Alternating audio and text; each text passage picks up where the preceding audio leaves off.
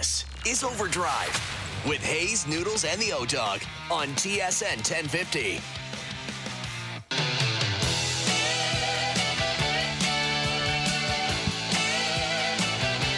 All right, here we go. OverDrive off and running. TSN 1050 on the TSN app, your home smart speaker, up on TSN 4, up on YouTube Live later tonight, streaming on Crave. We're live at the RBC Canadian Open.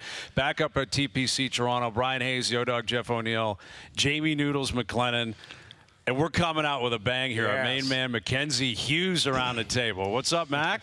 Not too much, boys. Just got done a day over at Greystone. Was it Greystone or Greystone? Okay. Yeah. We have no idea. Greystone? Greystone, there you go. I was just there. It really left a mark. Yeah. And, no, it was a good, nice day with RBC and some of their clients, and now here with you boys. Awesome. Well, thank you for joining us. We're in the clubhouse here because we're uncertain. The Doogie Butler cabin. Doogie is running the whole operation. Like, it's Brian Rolap and then Doogie. Doogie's our producer. Doogie has more access to the PGA Tour than anyone else not named Brian Rolap right now. Right. And it's phenomenal. But I have to get used. We were at the Super Bowl this year, and it took me 2 shows to figure out how I'm supposed to sit in these chairs. Well, it is awkward. So we appreciate you coming in, and you're relaxed, and you can kind of set the tone for us. I love it. Yeah, it's great to see you, though. So how are we feeling? How are we feeling about being back up here, RBC Canadian Open? Yeah, feel good. Obviously, coming off a nice result at Colonial, played well there, had a chance to win. So, like, you know, vibe is pretty high there. Been a bit of a slow start to the season for me, but coming off a nice week and then coming home, that's a nice feeling. That's kind of like birding a hard par 4 and then going to a par 5. You know, you're just kind of like, all right, I'm feeling good. Like, let's get some momentum going. So I feel like I'm hoping to kind of roll that into this week, and you know, just playing in front of friends and family and all the Canadian fans. When you start to play well, it really can snowball and then get you going. So I'm hoping for a bunch of that this week. Second time around here with the course. What do you make of it? And you know, going through it. Yeah, I mean, it's unchanged from last year. I mean, it's very much. I've been around it once now, and I don't see anything different from last year. And I think it plays almost the exact same. Rough is very similar. Greens are soft, so like the fairways are actually running right now, but the greens still seem pretty receptive. So I think that if guys are hitting their driver well, I mean, the scores are going to be pretty good again. But again, saying that, the scores, you know, 18 under was the playoff last year, so it wasn't like it was crazy. But yeah, you put in the fairway, you're trying to make birdie. I was just going to ask you that. It's not like a bomber's course. It's just it's a shot maker's course where you got to stripe it, and the guy that putts the best is going to win. Yeah, I mean, you put the ball in the fairway, you're not having too many long approach shots. I mean, I know they converted a couple of par 4s, 2 par 5s, but like, if you get through those, you get through 13, 17, and let's say 5. Those are the 4 long par 4 or 3 long par 4s. If you get through those even par, I mean, the rest of the course is there to get after. So a 9, I guess I throw 9 in there too. But yeah, I think there's a handful of holes you'd like to take par on, and then yeah, so like I think you can be pretty aggressive. And the greens, I think, from what I've heard from last week, guys were saying the greens were so fast at Memorial, and they're coming here and be like, wow, I can actually hit a putt with some speed now. And like, so I think guys are going to feel pretty, you know, relaxed, you know, coming off that week too. Jack didn't seem like he was screwing around with those boys last week. What, like, what did he just decide like he's going to make it torturous for those guys, or like it would look? Yeah, like they were dying out there. It looked bad. I actually heard, I didn't see this, but I heard that he actually kind of felt bad, remorseful on Saturday for how hard it played, which is not like him. He was in the booth one shot, and he was just like, that's not supposed to happen. Yeah. I think sometimes you get a combination of the weather and golf course setup that just is somewhat out of your control at times. And I mean, the wind picked up on Friday afternoon. I know it played really, really hard that day, and that place is just really hard. I'm not sure if either any of you guys have played there, but there's just not a lot of margin for error, and the penalty for missing is very severe. So, yeah, it looked brutal. Mackenzie Hughes with us. We're live at the RBC Canadian Open up here at TPC Toronto. 18 here. I think it's a pretty cool hole, and my understanding is they've kind of changed around the green a little bit. So, like, if you miss short, that water's officially in play. Like last year, there were a few times where kind of balls held up a little bit, where now it's like it's a risk-reward hole for sure. Yeah. But, you know, a closing hole on the PGA Tour, what kind of action are you looking for? Like, are the players, like, you know, you can hit your driver there, obviously. You can go for it in 2. If you miss, maybe you lay up. Like, do you like that kind of variety that can come with the 18th hole? Yeah, I think there's the option for, you know, a 3-6 swing. I mean, you could be down 3 playing the last hole, make an eagle, and the guy you're playing with, you know, goes for the green and hits in the water, or lays up and spins a wedge in the water. There's lots of you know, volatility there. But yeah, I think I was playing around with it. I played Sunday. I played 9 holes, and you could hit a ball on 18 that lands lower in the bank and gets caught by the intermediate rough. And if you land a ball 1 yard short of the front edge of the green, which is a better shot, it would roll in the water. Yeah, you're toast. So it's like you could actually get away with, like, if you kind of whiffed say a 5 wood and it hit like middle of the hill, it might hang up. So I don't love that. To me, if the ball is going to go in the water from up top, it should go in from the bottom as well. And they should just shave it. If it's going to be like that, just shave it completely down. Open it up completely. Yep. So I don't like that. It might save a ball that's not hit as well, potentially. But, yeah, the volatility of the hole is great. And like I said, in the playoff last year, it was obviously exciting. And, you know, guys were going for the green. And there was, like, I remember Cam Young hitting it way over the green. Yeah. And he had a chance to win. And so it's a good fun hole to finish on. And like you said, you get rewarded for hitting two great shots. I noticed the Bills logo. Are you going to be taking us to a game this year? Yes. Nice. What's going on there? That's pretty cool. How'd that happen? Wow. So yeah, that's kind of a fun one for this week, just for this week. But the NFL has certain rules, and so you cannot wear. Like, I can only wear this Bills logo within 100 miles of Buffalo. Really? Really? That's a serious rule.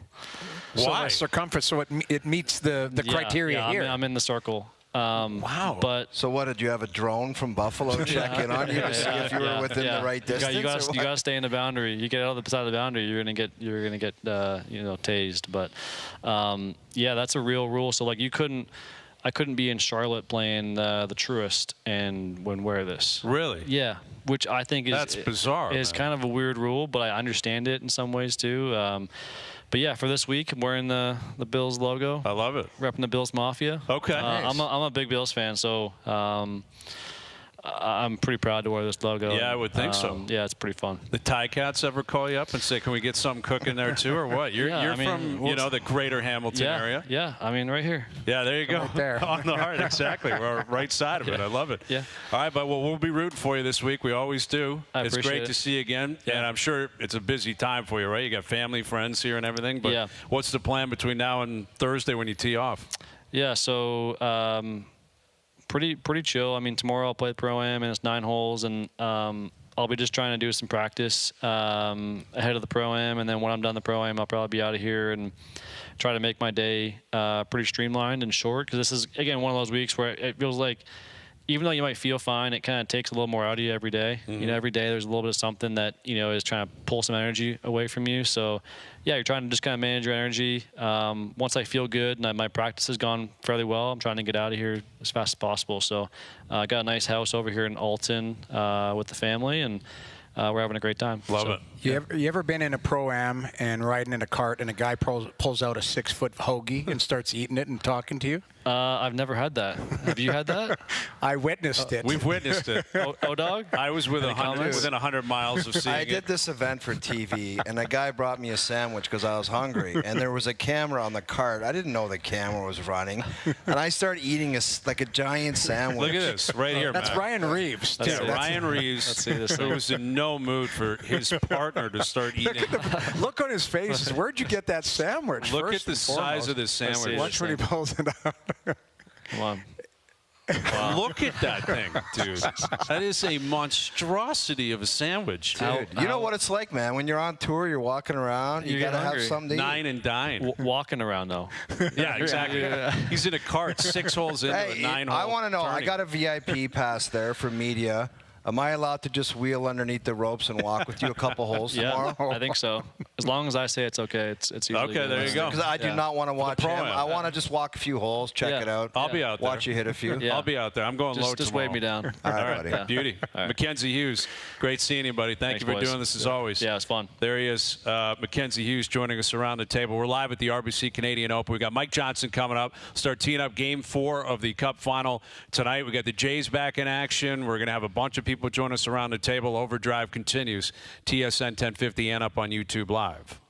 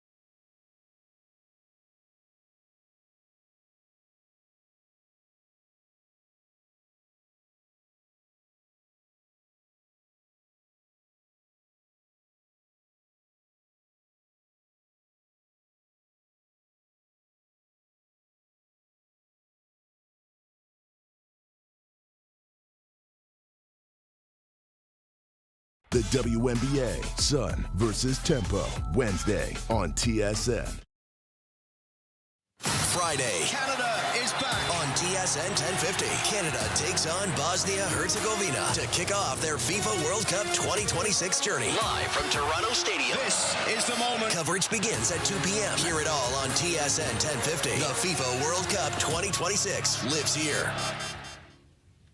Now, back to OverDrive with Hayes, Noodles, and the O-Dog. All right, OverDrive continues, powered by FanDuel, bringing you more ways to play your game your way. We're live at the RBC Canadian Open. The world's best golfers return to the RBC Canadian Open. We're going to be covering the event all week here on TSN, up here at TPC Toronto. And we're also going to be giving away a pair of tickets later today. So you got to tune in to find out how and when you can win that. Brooks Koepka's coming up here in a moment. We just saw Mac Hughes. It was great to see him. Yeah. Brooks is in the house. I'm sure he's planning on watching Game 4 of the Cup Final tonight. Big Panthers fan, though, isn't he? Big Panthers fan, but still, I think just a pure hockey guy. Mac Hughes said he's holding strong as a true blue Maple Leaf fan. Yeah, he's still a diehard. Nothing is phasing him, and he's not jumping ship. He is a pure Southern Ontario guy. He loves the Bills, and he loves the Maple Leafs. That's Mac Hughes in a nutshell. I thought he was joking with the 100-mile radius. That's a crazy rule. But I guess that's the way. You would think the NFL. Is that a Bills rule or an NFL? He said NFL. That's NFL. Yeah, I guess for like a specific, because you can, they like own that Major market. League Baseball is on, like Cam Young's got Major League Baseball. There's a bunch of guys with a Major League Baseball patch. I guess if you want to promote the whole league, that's one thing. The NFL probably looking at it differently if it's a specific team. But, yeah, Cup Final tonight, Game 4. I mean, it feels like a must-win for Carolina. 100%. Yeah, it doesn't mean you can't go home, win Game 5, and push the series deeper. But if you're going to win the series, I think they got to get one tonight. Got to get back in it. And there has been, you brought something up yesterday saying, you thought the goaltending's been, I think, the difference, really. If Freddie was a little bit better here or there, I still think Freddie's playing. I don't know. It's been up. They haven't announced the starter. I haven't seen anything official from Did he Carolina. even go on the ice this morning? Well, I'm assuming that I didn't. Yesterday at a maintenance day. Yesterday, that was the day. It was a maintenance day. Fair. So that's why he wasn't on the ice. See, what I thought was going to happen is yesterday was a maintenance day that turned into the guy that bumped him in the head in front of the net turns into a concussion, and then he's not playing. But as far as the series, Carolina has to kind of take control and it be about them as opposed to playing catch up and trying to tie it last minute. Yeah. Like, they got to try to dominate a hockey game and make a statement. Absolutely. And hand Vegas something where they're like, oh, we got to deal with that. Because they're playing catch up. They're chasing games. They got to be in the lead. Because that's what they did against Ottawa. It's what they did against Philly. It's what they did against Montreal. And they weren't like dominating leads, but it was like they will 2-1 you to death. Yes. Very comfortable in that position. They've had good pockets of play. But Vegas has been the better team overall. Yeah. I think if Carolina can have that pocket where, you are going to have ebbs and flows between in the game, game within the game. Yeah. Although those teams, Jamie, Ottawa, Philly, who was the last one? Montreal. I don't think they're as good as Vegas, but they literally dominated those games start to finish. Where you're watching the Carolina Hurricanes and you're like, I don't know who the hell's going to beat them. Like, I don't know. That's why they were the favorite coming in. I know, and they just haven't got to that. But the thing is, and it's not all about goaltending, but it seems like the goaltending or the goals that are being allowed are not allowing them to get to their game. Yeah. Like, they can't stifle you. They can't suffocate you in the neutral zone in the corners because one wobbler from the blue line's going in, and it's like, how do you play? The one thing I have noticed is Carolina has been stretched out a little bit. Like, it's rare to see them get beat to the net. Beat badly to the net, breakaways, stuff like that, where you're like, we never saw that in 3 rounds. Right. They got 12 shots. Montreal was getting 12 shots a night. Yeah. Vegas has been able to break through and bully their way through. In 5-on-5, they're doing it too, right? Which, again, is where Carolina has kind of dominated. But you look up on FanDuel, they're favored to win a game tonight. It's close, as it should be. I think it's a pick-em game tonight. Yeah. But, you look at the NBA Finals where the Spurs found a way to win one last night. Wemby, though. Wemby, he showed up. He said, I got to be a lot better. Right after Game 2, the story was Wemby. The turnovers, missed shots late where he had a chance to win the game. And he performed and he played really well. And their young guys showed a lot of, moxie last night at the Garden in a must-win game. Huge win, man. So now you got Spurs down 2-1, Carolina down 2-1. Who's got a better chance at coming back and winning their series? It's interesting you asked that. I asked Mark Rowe the question when you were off the other day. who has the best chance of coming back and winning this? Or I think I asked them, are one of these teams going to come back and win the whole series? And both you and Death Row said, yes, one of the teams is going to do it. I think Wemby could. Like, Absolutely. Wemby might have found something last night, just maybe a little bit more. Not that he lacks in confidence, but he looked like he was feeling it last night. And they had game one, and to the credit of the Knicks, stormed back and won that game. Yeah. And the other night, the game was right there for the Spurs, and Wemby literally threw it away. Yeah. So they could easily be up 2-1 in that series, if not 3-0. I wouldn't say the same thing about Carolina. That said, they lost an overtime game, and they started really strong in game one. Right, and it was Vegas that did actually come back. They were up 2-0 on those 2 Wheeler goals the first game, and it was quick. Yeah. So, I would lean the Spurs having a better chance just based on the nature of that sport. I think Wemby has the capability of being an unstoppable player. Brunson hasn't been, phenomenal. Yeah. He's been good, but he hasn't been phenomenal last night, turnovers and missing some shots. But, I think you can put some scratch on both dogs here and think that they got a chance to come back in these series. Just dive back in. Absolutely. Here he is, Brooks Koepka, joining us around the table. Come on in, Brooks. We're live at the RBC Canadian Open, TPC Toronto, and we're going to be up here all week. And we just had Mac Hughes join us last hour, or I guess earlier this hour. Mac's been up here every year. But, Brooks, you're back for the first time in 7 years. Back up north, man. Good to see you. Yeah, it's good. Good to be here. Thanks for doing this. How you feeling? Yeah, feel good. Excited to be back. It's got good feelings, and hopefully it turns out to be a good week. Absolutely. Brooks, how's the whole experience being back on the PGA Tour coming from LIV? I had an experience where I played for the Carolina Hurricanes for a long time. I retired, and then I came back, and it was a lot of the same faces, but it kind of felt different. Has that been the same for you, or is it just you came back and everything's kind of the same? Yeah, everything. It's still tournament golf the way I look at it. The faces have definitely changed. I would say 50-60% of the tour I feel like I didn't know all the way for the first few months. But after being out here for a while, it's like everything. It's like riding a bike. You pick it back up and everything becomes natural, and you just get more comfortable in the situation. Before we get to golf, are you tracking the NHL finals and all that? We know you're a Florida Panther fan. Mm-hmm. So I am. Where are you at with that? I'm rooting for the Knights, I would say. Probably because they're in the West. But also I know a few of the guys, so Stone and Eichel, and they're great dudes, and hopefully they can they pull out a win tonight. Are you fully confident the Panthers are just going to take a reset and be fully dialed and committed to next year? We all think they are. Yeah. Like they're going to be healthy. I don't know, man. I do. You guys can. They need a goalie. You guys can. They got to get Bob sorted out, or somebody convinced. like that. I'm not convinced they're just going to get back on the saddle.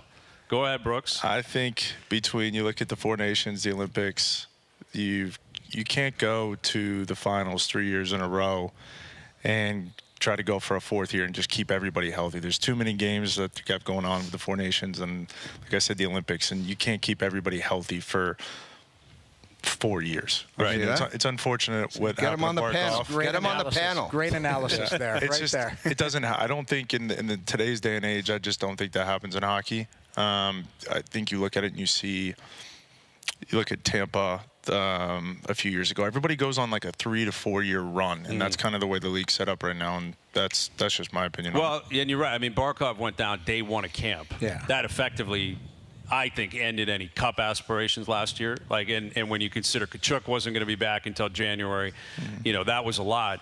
Who's the man down there? Like, I know Barkov's the captain, but is like, we talk about Matthew Kachuk more than maybe any player in the league or close to it. Is he kind of the face, the voice box of the Panthers hockey in Southern Florida now? Like, where does he stack up? I would think so. I would say you look at Barkov as a leadership role, but as more as a vocal role. I think you would look at Kachuk.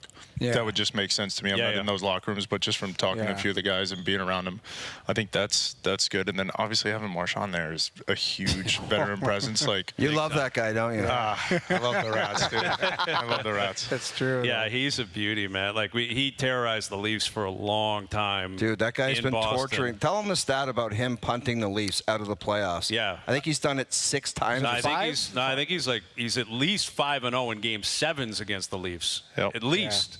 And then he goes to Florida and knocks them out last year in Game 7. Obviously, that was painful. You were up here in Toronto. Did you come up during the second round last year? Yeah, we came up. I missed the cut, the PGA, and then I think Sunday we came up and. Was that Game 5? I think it was Game 5, and then the year before that we were up here for 2 games. So we. Nice. Me and my boys, we don't mind traveling. You guys like to travel. Yeah, it's not bad. That Game 5 was so brutal for the Leafs last year. Oh my! That was a woodshedding. Yeah, it was ugly. It's been a theme. Yes, it has been a theme. Unfortunately, Game 7 was worse. I was in the building for both. Game 7, that first period, the shot attempts were like 30-4 or something for the Panthers. But it was 0-0. So the Leafs, I remember recalibrating with people after 20, saying, you know what, they survived. The Leafs got a chance here. And then Jones broke it open, He broke it open, and then next thing you know, it was 3-0, and it was like curtains. Yeah. See you later.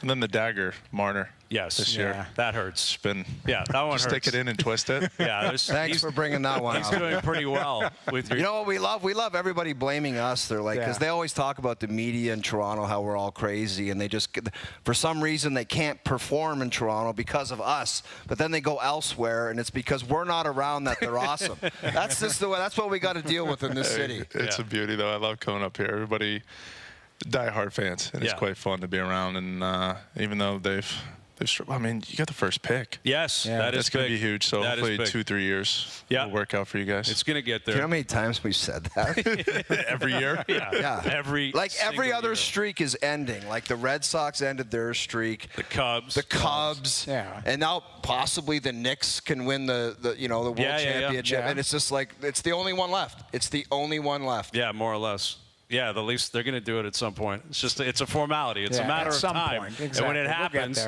it's going to pop. What's the media like on the tour? It's such a different sport. I don't know if you have talking heads. The Golf Channel's going every single day. Mm-hmm. But as an athlete, as an independent contractor, you're not on a team or whatever. What's it like being a tour professional and kind of dealing with the media? For the years. But, look, it's fine. I think my life's changed so much from who I was 5-6 years ago to now. I've got a young son and trying to set that example, and it's you just gotta roll with it. I don't pay too much attention anymore. Don't really have social media on my phone. I'm not watching TV as much as I used to. It's more Bluey and different things he's watching. So if I do get a moment, it's I'm a big sports guy, so it's like any live sports right now. It's great just because you get the hockey and basketball, but I haven't seen too much of it, and which has kind of been a blessing, I think, coming back, and it's kind of like a fresh start for me, and I think that's been big. I think it was a couple years ago, Morikawa had a tough outing, I believe, at Bay Hill, and he made the decision, and he was like, I'm not talking to the media.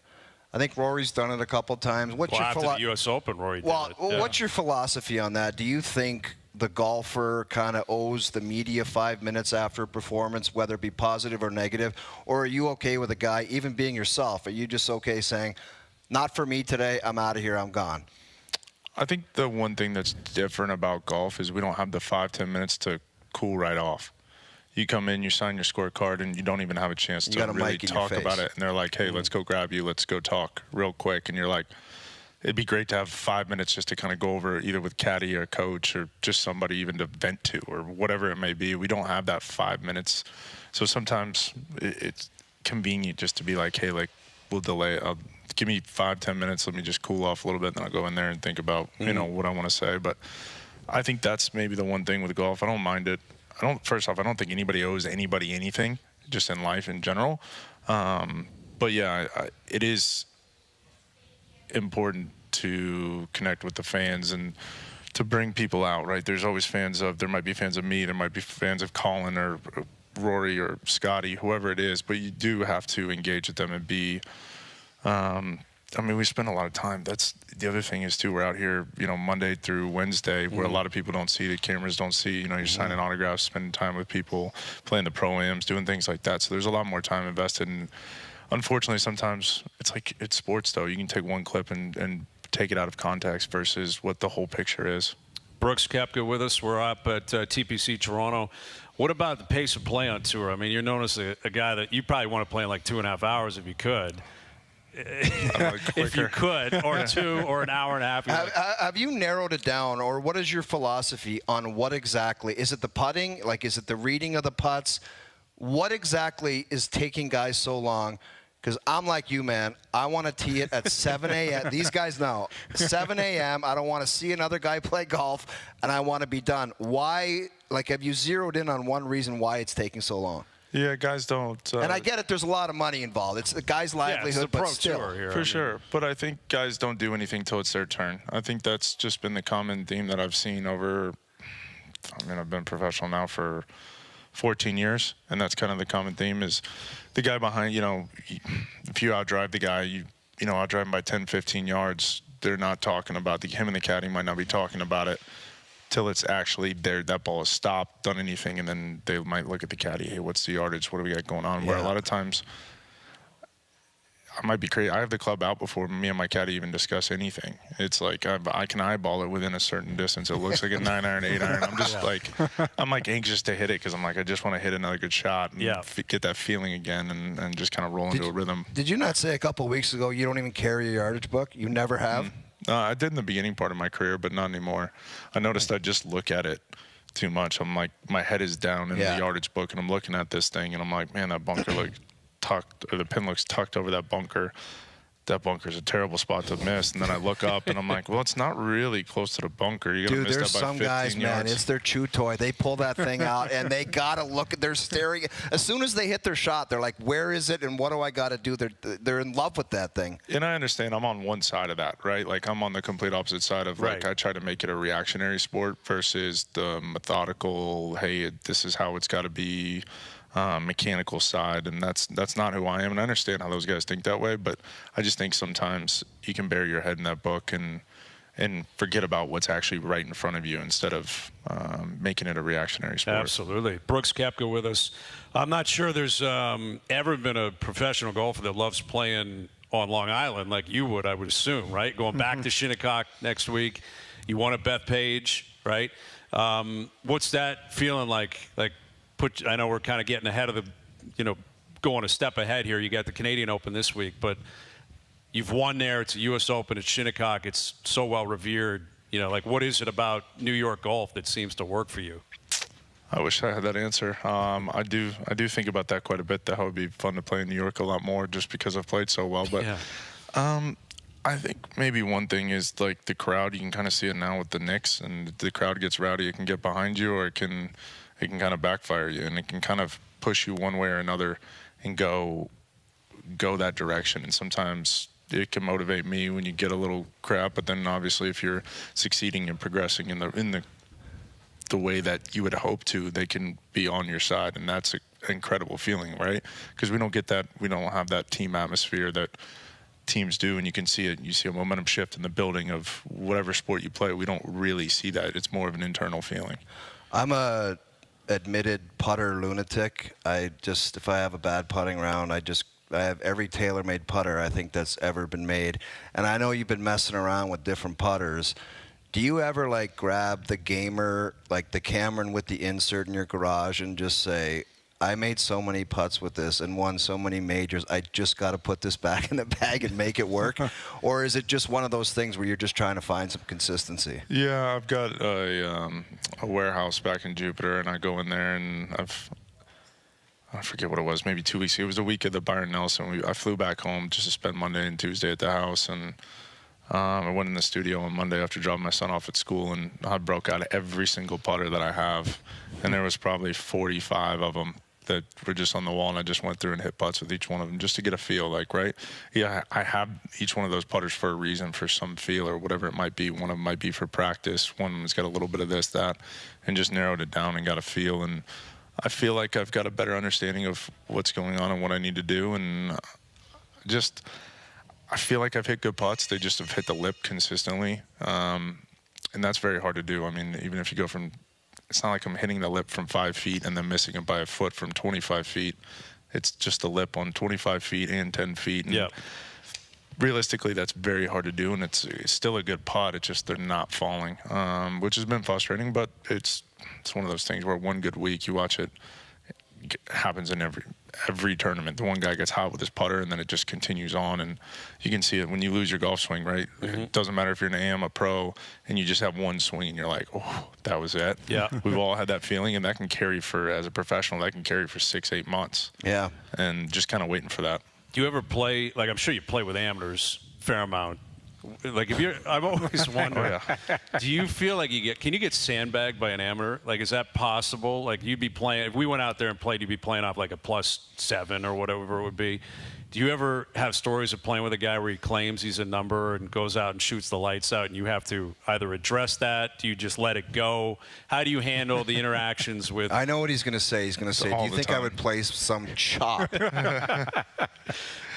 It happens way more than you think. Yeah. A lot of times I won't play for money with a guy unless I truly know how their game is or whatever it's going, because then it's pretty obvious how fair it is, or I can gauge on how many strokes, and he can kind of gauge on the same thing. What's the most dangerous guy for you? Is it like the 3 handicap that could shoot 69 and you got to give him 10 blow? Like, is that the most dangerous? Like 10 to 12, you know, where you're kind of giving him a shot a hole, that kind of guy. If he has a hell of a day, that's tough to beat. Yeah. And I also think, too, if we play sometimes when I go home, I won't even play the back tees where I'm supposed to play if I go up a little bit, just to kind of make it more of a fair, fun game, just because I don't want to stop the cart back there if I feel like I'm holding up the rest of the group because we're playing 5, 6-ums or whatever it is. And so I go up there, and I actually think it's, I don't want to say more difficult, but I'm just hitting completely different clubs. Like I have a lot of 40, 30-yard landing pitches. in all the trouble too. Yeah, and everything kind of narrows down. So, and I'm like, well, I didn't come here to lay up. Like I'm not going to hit 3-iron off the tee. I'm just going to sack it up and hit driver and go for it. That's a bagger's dream to hear that kind of stuff too. It's a dream. Well, we'll get you out of here with, I guess, asking you what you know about TPC Toronto, how you're preparing, how you feel about your chances this week.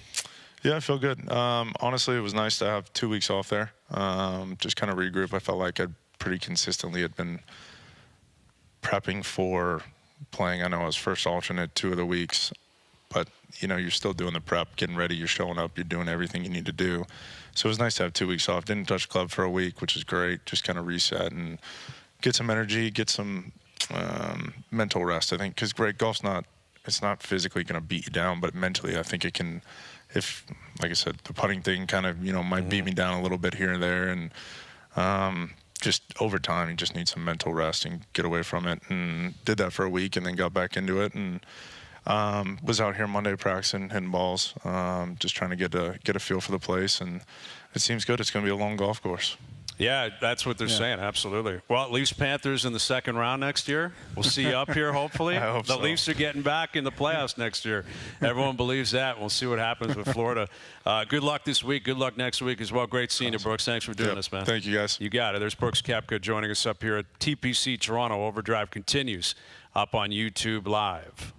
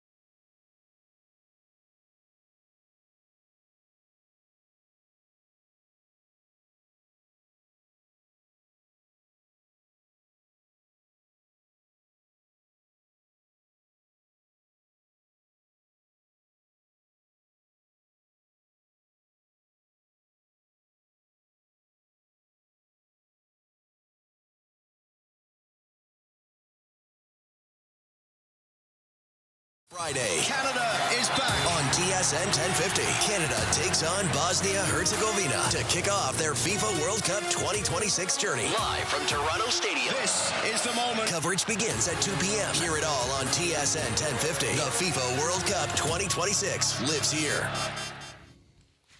Now, back to OverDrive with Hayes, Noodles, and the O-Dog.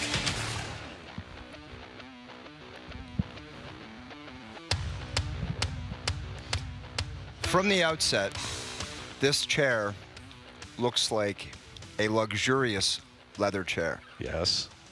It is my worst nightmare. Why? Because the butt part of it is long, and I have short legs.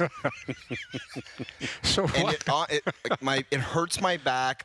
My feet So his are barely. feet aren't touching the Barely on the ground, dude. It's in a high chair. Your heels are not on the ground.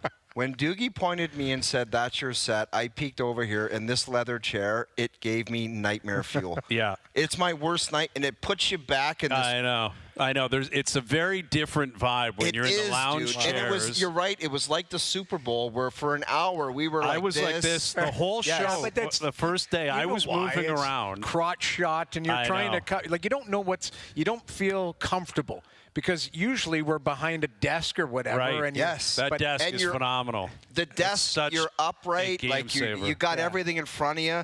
Now your neck is like, it's like fat bastard neck where it's just everywhere. I know.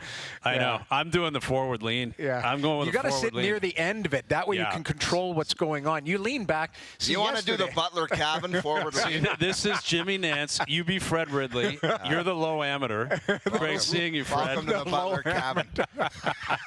This is Doogie, you better find us a Canadian Open jacket, and we're going to present it to somebody in the I love Doogie that idea. Butler cabin at the end of the This show. is the Doogie cabin. We'll give it to the Gatman. We're going to present The the Gatman. Gatman with the Canadian Open Doogie What Butler was- cabin. I love that.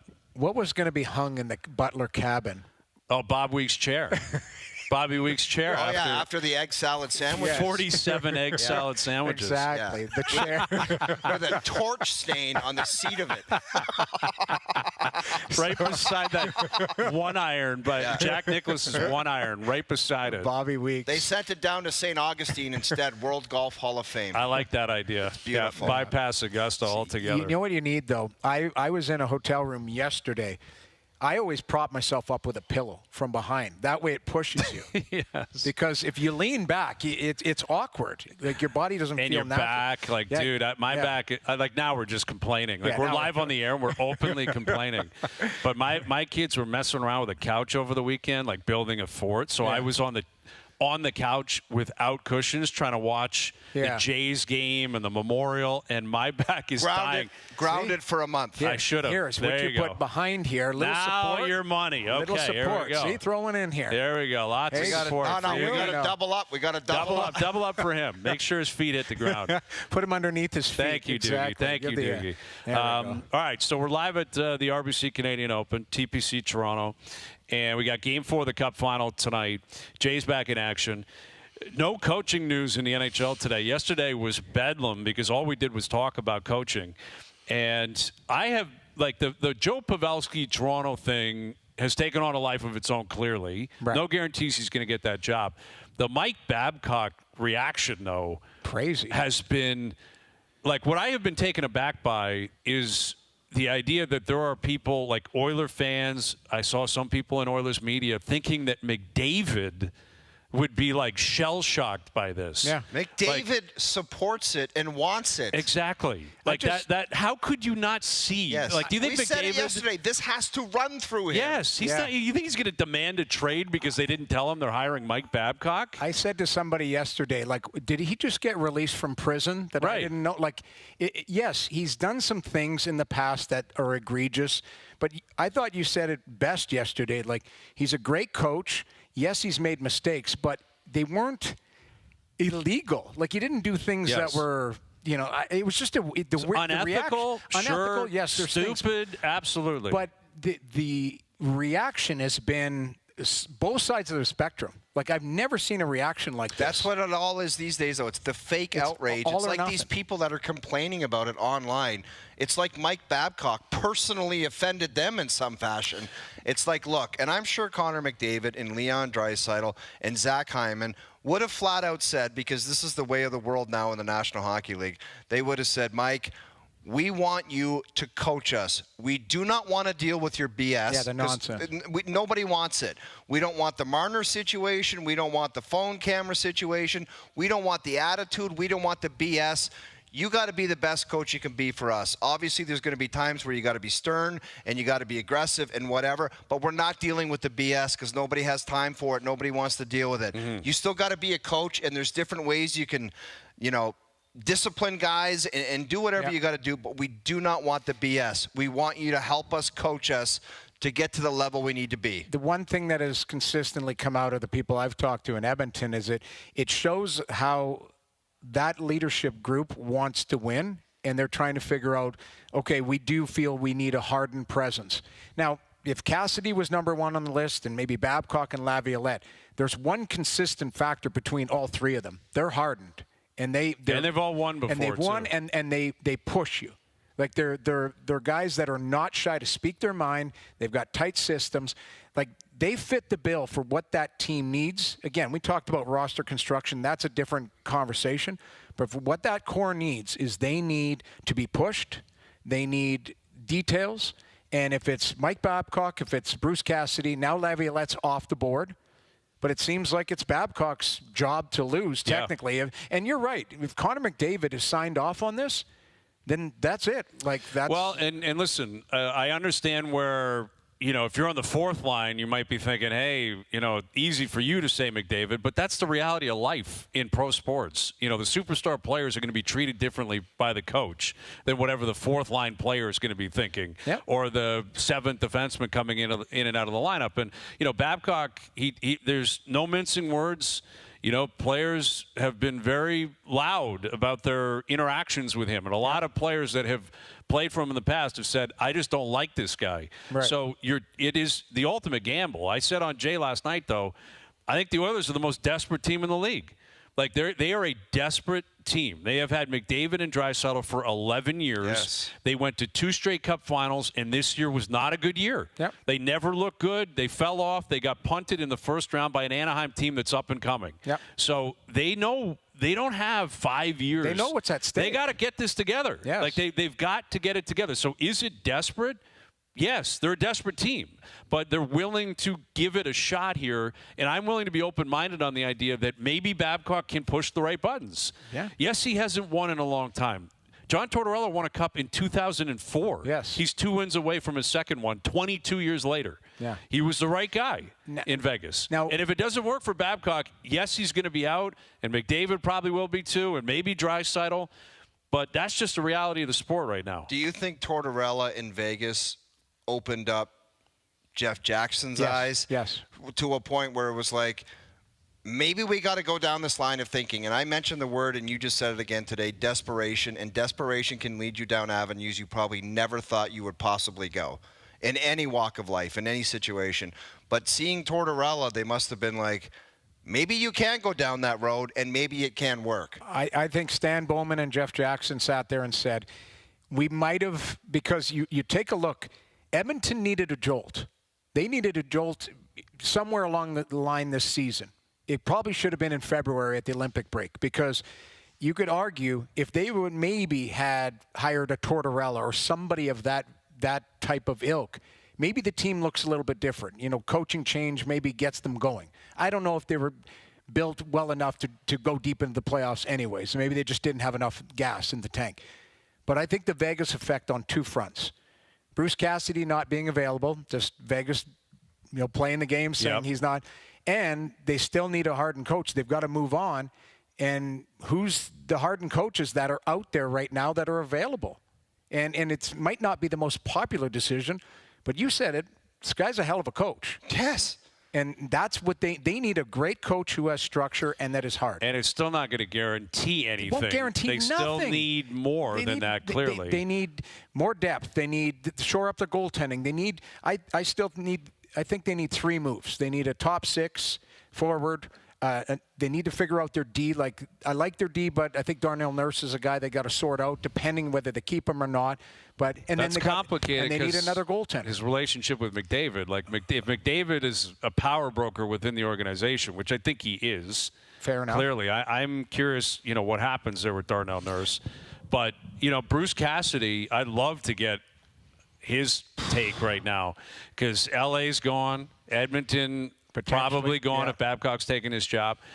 And if you're Toronto, like, I don't know if Cassidy is a guy they're even asking for, a guy that they'd want, a guy that would mix well with Chaika and the kind of new operation there. But if they're willing to, and it's the only job, you may backdoor into a really good coach. Yeah. Like, I'm very curious if the Leafs are even going to look at it that way. Like, Cassidy wants to coach. Now, maybe Vegas won't allow him. Yeah. Maybe it doesn't matter about Pacific Division, West versus East. It's just we're paying you. You're going to be here for another year. And I'd love to know what happened between those two parties to get to this point because it feels more personal than professional. Something probably went down. Something probably happened there. But if you're, like, in a different world, conventional wisdom would let me put it this way. Brad Treliving's still the GM, but he fired Craig Berube. I would think he's calling up Bruce Cassidy. 100%. I don't know if John Chaika is going to do that. I don't know if Chaika looks at it that way. And I don't know if it would be consistent with the way, Pelly is kind of operating things where he is trying to be bold and think outside the box. Yeah. Whether it's going to work or not, we'll see. But it was pretty interesting yesterday. Someone had a lineup of, coaches to watch, and this guy's coaching junior AHL, and then it said Joe Pavelski, U15 AAA. Yeah, he's a minor hockey coach. Yeah. But that would stay in line. Like the shock value of Chaika, no one saw it coming. Yeah. And they decided we're doing it. I wouldn't be shocked if the kind of philosophy of Pelly and ownership was roll that through on the coaching too. Because, if you go unconventional with a GM but then go with the obvious choice as coach, I don't know how that fits your overall image of what they are trying to do here in Toronto. But you can't go too much on it, guys. Everything unconventional. I was just going to say at some point. Or, you do. I'm not saying it's going to work. Yeah. And I'm not advocating for Joe Pavelski. But it also feels like you're like, why not? Because everything else has been conventional and piss on it. It didn't work. There is a part of me that does wonder about that because I have been critical of the Maple Leafs because I think at times they get afraid of their own shadow. They get afraid of their own market. Yeah. Too crazy here. Shelter everyone. Don't say anything. Right. No interview. No that. And maybe you can burst that bubble, and you can do it through hiring. Like they did it with Chaika already. Chaika is not your standard original 6 biggest hockey market in the world. It's too crazy for someone who's that raw hire. Right. But they went with it and they said we're going the opposite way here. Yeah. We're not going Treliving. We're not going Lamoriello. We're not going Burke. We're going the opposite way. Right. And I'm. If they do it with the coach, that would be in line then. Exactly. Pavelski would just continue that theme. Because conventional wisdom in Toronto is, he'll get swallowed up. He can't handle this place, and maybe he can't, and maybe he will get swallowed up. But they might be looking at it, thinking we're going to just go. We're literally going to pull a 180 here. Opposite George. We're doing the opposite here in Toronto. But I don't mind it. But the proof is in the pudding. Yes, that's the difference because you can have all these amazing hires and hey, we got a chief of staff, we got all these things. Yeah, exactly. They're doing everything different. No problem. Still, I want to afford them the opportunity to do their work here. And can you win games in the end? That's really what people care about. In the end, what is the team going to look like? Yes. What are their best players going to look like? And how's that going to come together? Absolutely. In the end, it's about wins and losses. Yeah. Hour 2 coming up. Mike Johnson on Game 4 of the Cup final tonight. Confirm or deny coming up into the next hour as well. We're gonna present the RBC jacket to the Gap Man in the Doogie Butler cabin at the end of the Butler show. cabin here at TPC Toronto, RBC Canadian Open. We're here all week. OverDrive continues up on the TSN app and, of course, up on TSN 4.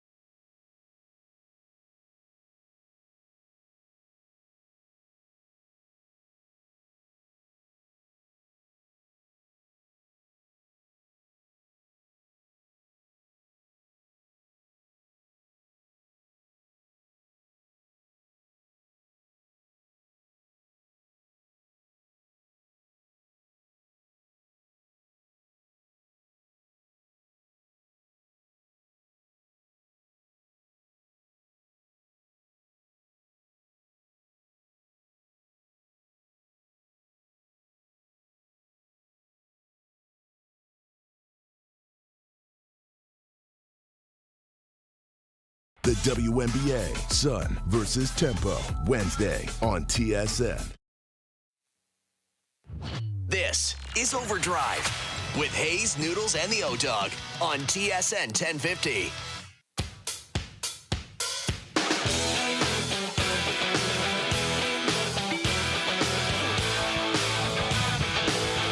By FanDuel, bringing you more ways to play your game your way. We're live at TPC Toronto, the RBC Canadian Open. Here all week. We got First Up was here this morning, right? This morning. And they'll be here throughout the week. We're going to be here tomorrow, right? I'm in the Pro-Am tomorrow again, the annual event. Are you nervous? Are you nervous? I'm nervous about the first shot. That's what I'm always nervous about. Yeah. I need to get it off the ground. No, dude. It's in the air. It's not the driver, because the driver, the tee goes in the ground. It's airborne. You sweep it. What I want for you is a short-sided, tight-lie lob shot around the green early. Okay. I worry about that, because that's where you can take a pro out. Dude, like you literally, saw you me played at St. one. George's. I was 65 yards away, flat stick. Yeah, putted Texas wedge, which you would never, ever do in a million years. Never. But I want to see you with just a little sizzler shot where you're like, this could... You know the one where you stick it in the ground know exactly and what you some mean. weird stuff could happen. And you can literally blade a ball that's going to go a million miles an hour and take a professional Dude, out. I saw one of my best friends do it at Mad River on Saturday. He dug it in, and it hit the hawse and started creeping up the shaft, and he hit it like 6 times. Yeah, I know. And he was a freakazoid for the rest of the – he couldn't deal with it. One bad wedge throws you off completely. Completely. I will Texas wedge around this place a fair amount tomorrow. But we're really excited. It's going to be awesome. Thursday, the first round kicks off. We saw Brooks Koepka in the last hour. Mackenzie Hughes was up here. So everyone's ready. Everyone's saying that the course is in great shape. Yeah. It's going to play long. You got to hit fairways and greens, man. You just got to flat out hit it good. I don't think it favors a bomber. It's just a guy that can put it in the fairway and hit good iron shots. Nicky Taylor, I wouldn't be shocked if he had a great week this week. Well, he had a great week last week, right? He is, and if he's in the hunt, you know Nick Taylor's a guy that can close, right? So I expect a lot of Canadian content, certainly throughout the week. So more on that as we get cooking. We're going to get to our picks, right? We'll do that tomorrow. I just had a source tell me that Corey Connors on the range didn't miss a shot for 47 minutes straight. Really?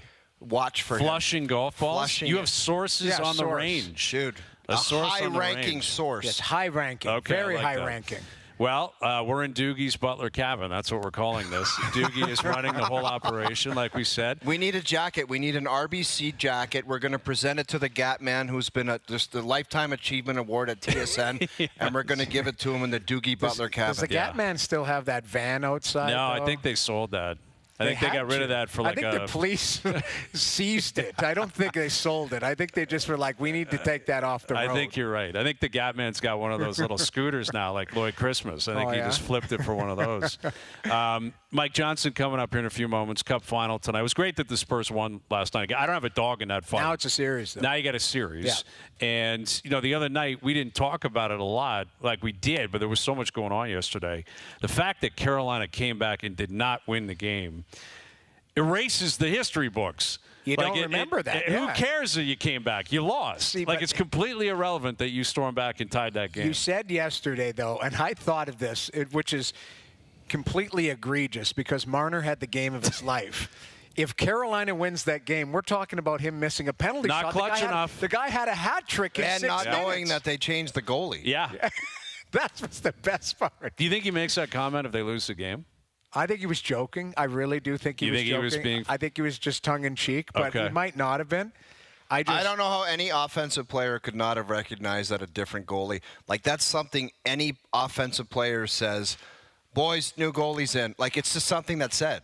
Oh, yeah. New goalie, new goalie. But right, how about a coach? We've You don't think guys said on the bench, Grant Fuhr's out, Noodles is in? Yes, they would. Guys would say, yes, guys, shoot from everywhere. Right. That's what they'd be yelling on the bench. We got bonuses. Shoot from everywhere. Yeah. But I've played with players, I don't know if you have, where I swear to God they have no idea, like, who they're lining up against, whatever. Like, and this is regular season where it's like, who are we playing tonight? Yeah. Like, you know, that's the type of stuff where they're not dialed in. You're that right. way. But generally it's, you know, I want to be respectful here, but it's like different players have that viewpoint. Obviously, you know, like where like a star like Marner who's going to play a Cup ton. Final. Stanley You're Cup in the Stanley Cup Final, and Freddie Anderson's a good friend of yours and a former teammate, and he's not in the net anymore. But what it did do is, by Vegas winning, it kept the Marner game alive. Yes. Because that also gets erased. Yeah. Doesn't matter you had a natural hat trick. Doesn't matter you had 4 points in a period. Doesn't matter you had 10 shots on goal.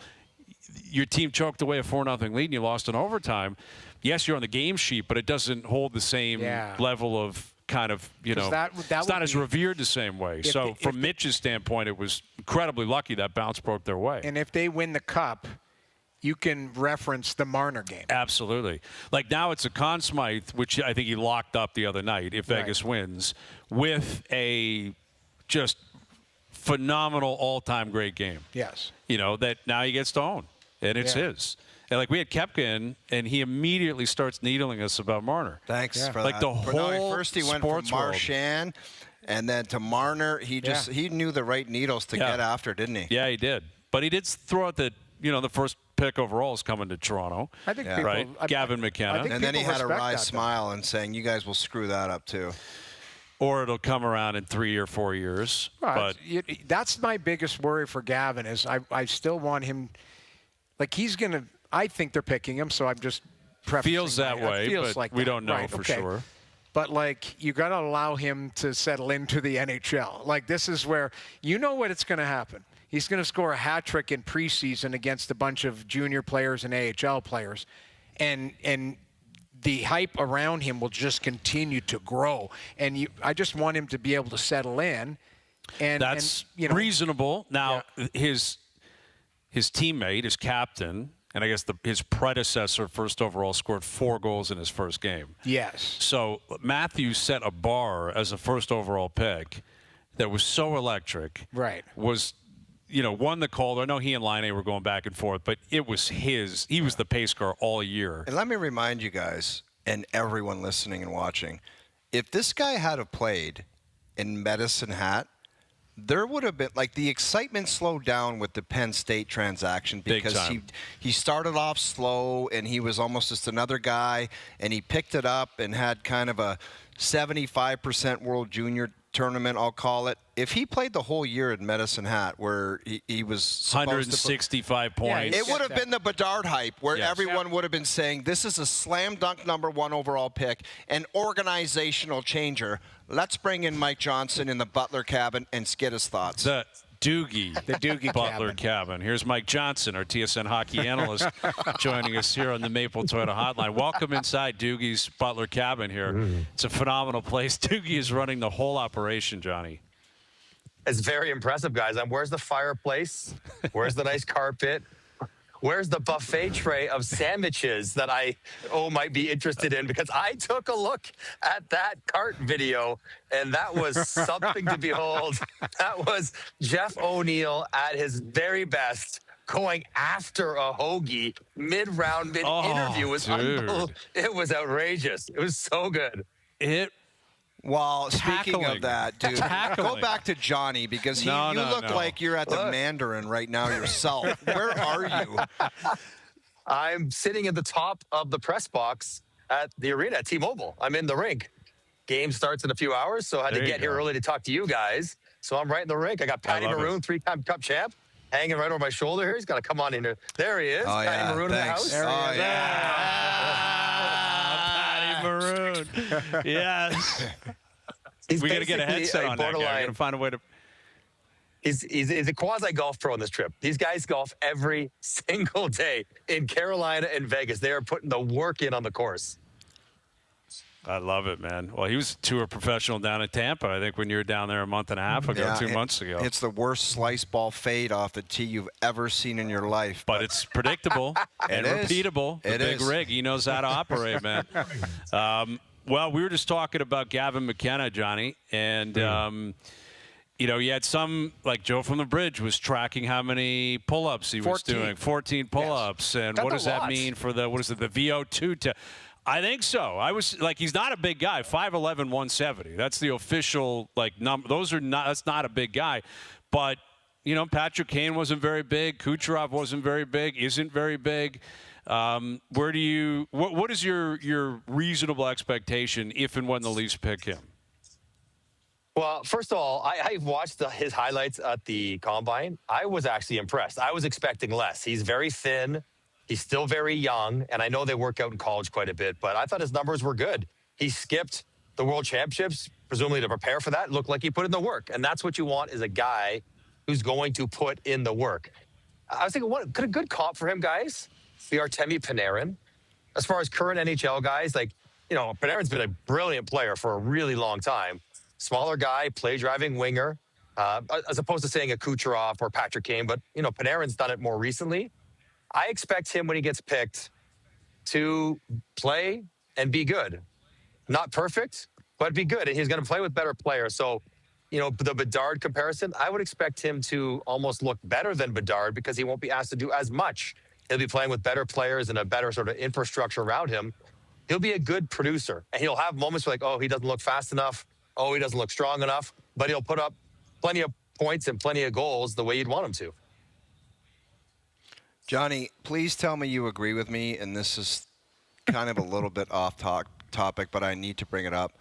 I think that fitness testing is a creepazoid fest, and I think it needs to be done behind closed doors. And if you want the result, there's no reason that those guys should be doing that testing in front of people with the sawed-off shirts on. I don't like it. It should be done in private. Why do you want, like, a petting zoo where everyone's just like, no way? Agreed? I never thought about it, to be honest. I've never. Too many eyes on that. It's professional sports, though. I mean, there's. Johnny, do you like it or not?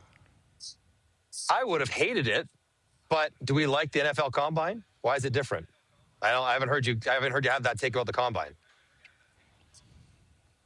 You anti-Combine now too? You don't want to see linemen run the 40? No, it's a televised event. It does serious numbers in the States. Watching the but Combine. the NFL does anything. I know. It's a huge deal. I understand what you're saying, but what is it? What does it really matter? Anyway, next topic.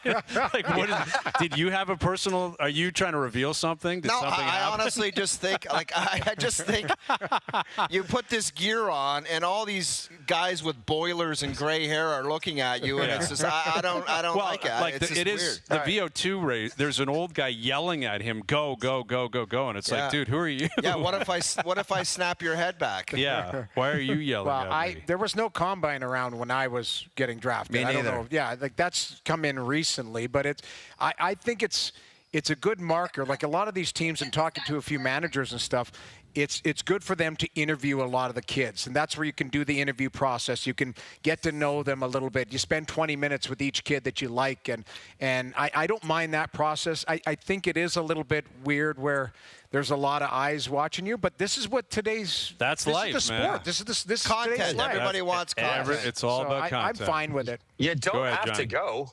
You don't have to go if you're uncomfortable. Listen, put some sleeves on them then, if you want to have not the tank tops on, but if you want to go there, they prepare for it. They're going to go play pro sports. Like, I don't know. And the good news is, how about this? Compromise. It's the last time they ever have to do it. There's no more testing. There's no testing in training camp. No, they'll never have to jump on a VO2 in front of someone, yelling at them to go harder or longer or whatever, or do pull-ups or bench press or any of that stuff. It's all gone. There's no testing. So it's the last time they have to do it. I actually think the NHL doesn't do enough. We could augment the dress code, whatever. I wish they would do stuff on ice, and we could establish a baseline. When McDavid did his blue line to blue line burst, took him this long, he was going this fast. When Jeff O'Neill did it, it took him this long, he was going this fast. And you have a standard comparable throughout the years to maybe think, okay, is this guy a fast skater or not a fast skater? I think that would be interesting and worthwhile to do. Do I need to see a guy do bench press with the pulleys on it? I don't, but I'm not anti-Combine. I think they should I think they could do a better job with it, actually. Yeah, they could. Listen, there's a lot of opportunity for content out there, right? If you want to put a camera inside the rink in Edmonton while they're talking about hiring Mike Babcock, I think a lot of people would pay for that kind of access. I would. Right? The idea of John Chaika throwing out, why don't we go chat with Joe Pavelski. We're going to look at a guy who's a U15 AAA coach in Wisconsin who played in Dallas and San Jose throughout his career. If you had to pay, let's say, $29.99, you could have access to the Babcock chatter or the Pavelski chatter. Which one would you pay for? Oh, I'm paying for Babs all day long, because it's so much spicier. I mean, Joe Pavelski's a smart guy. He's an incredible player, lots of confidence, bright, been around forever. He would probably sound pretty polished, probably pretty boring, actually. And that's why they're considering him, I guess, in a Marty St. Louis-like hire. But the Babcock thing, guys, is, to me, I just thinking about it, and the news took this Stanley Cup final by storm yesterday. It was the first thing anyone wanted to talk about. And it's not a debate about whether he's a good coach. I think we all could sort of accept that he's a very good coach. That's not the thing. But he had to have the perfect storm of a desperate club to win, players that were so desperate that they would take on this personality that he's going to bring, an owner, an organization who doesn't care about if there's going to be any backlash, and I don't think Edmonton is in that spot at all, and a team maybe good enough that would warrant Mike Babcock to come out of retirement and to do it. And it all came together. I don't know, guys. Like, if he's learned, if he's changed, does he realize the world's a different place? You can't treat people the way you once did, even if it worked back then. You might say yes, but you probably thought he should have learned before he got the job in Columbus instead of go through people's phones. Mm-hmm. And so, you know, I would be curious to see and hear from him. Is he like, what's different? How are you going to be different? Can you still be as good of a coach if these tools, these sort of mind game stuff you like to do, is removed from your toolbox? Can you still motivate? Can you still get the most out of guys? Have you changed? Have you learned? Does Connor like this? Seems like everyone is suggesting that the leadership, without saying Connor McDavid and Leon Draisaitl, supports this move. So that means Connor McDavid and Leon Draisaitl want this guy and talking about keeping them more accountable and holding them more in line. All right, but it's not those guys I'm worried about. Isn't it, if you're the 13th forward or the 10th forward, that you are more prone to some of the shenanigans that went on with him? Yeah, the whole thing is fascinating, and I would definitely tune in for it. Johnny, whose mouth do you think the words Mike Babcock came out of first? Just like, who came up with the idea? I have an idea in my mind. Who do you think is the person that kind of brought this name to the table for the first time? I think it's Edmonton management who probably asked Connor. Like, I think management thought of it. If I'm guessing, totally guessing, they like scouring. If we can't get Cassidy, who else fits the bill of an instantaneous win now guy? And they would bring that up, but they would say, before we even go down the road of talking to him or talking to the PA or whatever they need to hire him, we got to get the blessing of Connor and Leon, Zach Hyman, Nuge, whoever, Darnell, and then they would go to them. But I would think that it was probably brought up by management. But who do you think,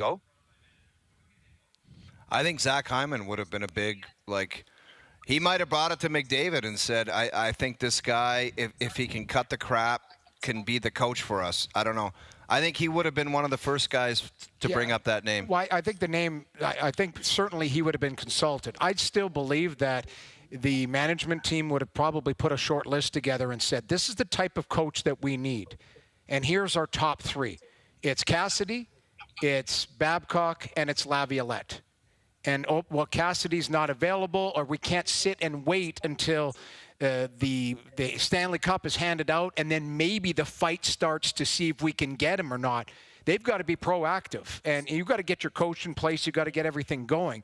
And there's no guarantee that Vegas is going to let him go, or the league will force Cassidy to let it go. So I think they had to be proactive. So I think they put the list together, and then they approached the leadership group and said, these are the guys we're looking at. Do you have a problem with it? And that's probably where the scenario Clearly, by all accounts, they haven't. It hasn't become official yet, but it certainly appears to be trending in that direction. Yeah. That Mike Babcock's going to get that gig in Edmonton. Who do you think, if it were your choice, Johnny, who starts in net for Carolina tonight? I go Bussy, guys. I'm parking the bus because Freddie hasn't looked great. His numbers against Vegas this year are not great. There's talk about him being tired, even though he's had weeks off between every series. He got knocked in the head as well, though Rod Brindamore said he's fine. And Bussy went in there, 18 of 19, looked sharp, moved well, and Bussy was the starter. It's not like you're putting a guy that the guys don't know or won't trust or haven't played for. He was 31-6. Guy never loses. So I think because they have a very viable option who stepped in and played for an entire game, basically, third, first overtime, and however long into the second overtime before it ended, and played really well, stopped the penalty shot, stopped several other good chances, I go Bussy. And if it doesn't work, you can go back to Freddie for game 5. But I don't know. I think Freddie just hasn't had it this series, and I'd go to a guy who had it for you all year long.